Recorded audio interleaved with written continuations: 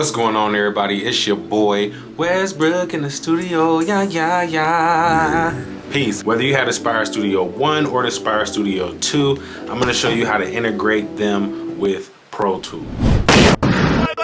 Okay, before I show you guys how to get your music from your Spire Studio into your Pro Tools, I'm going to share with you a few reasons why this might actually be the case.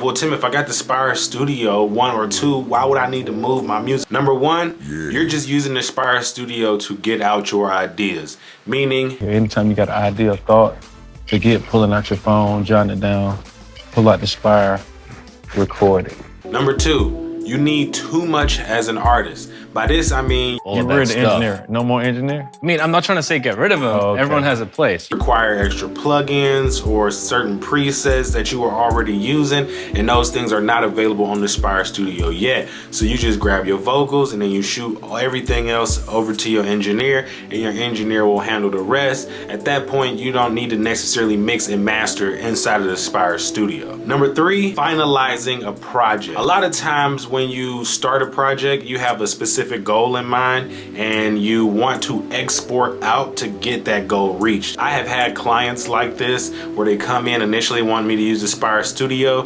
It doesn't give them exactly what it is that they are looking for, so we export out and we work through a DAW system, whether it be Pro Tools, Beatmaker 3, Logic, Reasons, or Ableton. I've also had clients that ask me to bounce out to a DAW and give them two separate mixes, and they prefer the Spire Studio mix, which can mean Spire is doing a great job with their mixing and mastering inside of the Spire Studio 2, or I'm a trash-ass engineer. Do you? So now that we got all that out the way, let me jump into showing you how to get your stems or your individual tracks off your Spire Studio and into whatever DAW system you are trying to use.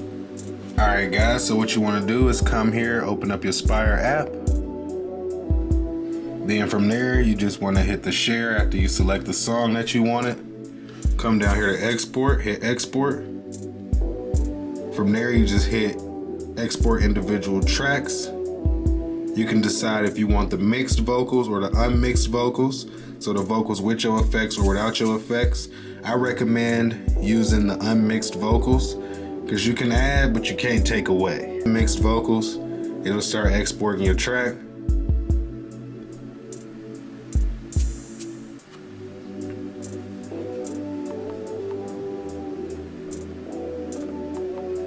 At this point, you want to select Save to Files or Save to Dropbox.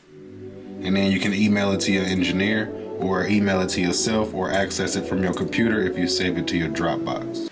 There's the 1, there's the 2. I'm editing this video in this video. Let me come back though. I got you. I got you.